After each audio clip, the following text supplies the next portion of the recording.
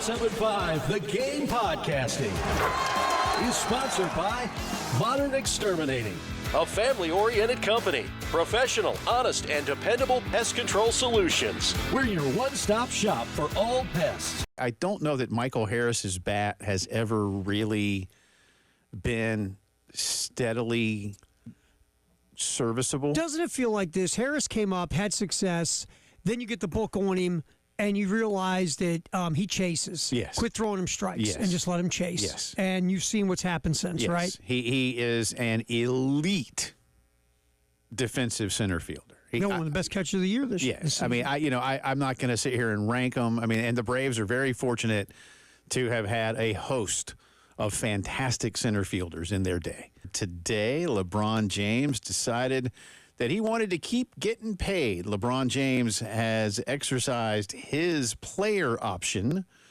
to remain with the Los Angeles Lakers next year at a rate of $52.6 million.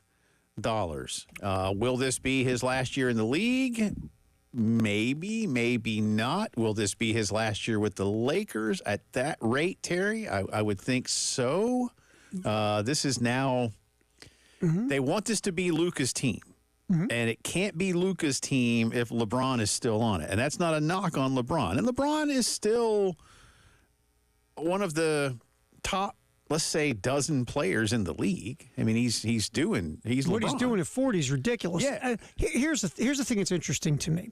Okay, so LeBron typically opts out and gets a 2-year deal with a player option, and he makes more dough. That's typically the way this thing rolls with him. He likes to keep his options open all the time and maximize his value. Well, here now he opts in on the player option for $52 million.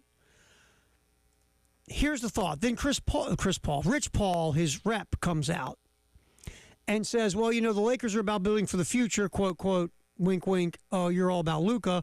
But LeBron is still on the team, and he wants to win now because he's 40. Well, here's the problem with that.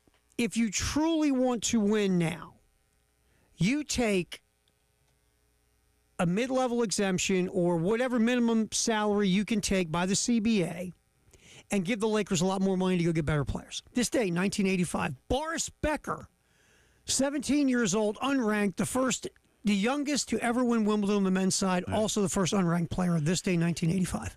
I do remember that, and obviously he went on to become one of the best men's players of his generation, and dare I say ever. What I remember about him is and you and I talked about this off air, he did not look 17 at that time. No, he looked about 25. But the way I know he's German, so they don't play our football, but he was built like a linebacker, or at least like a strong safety. Yeah.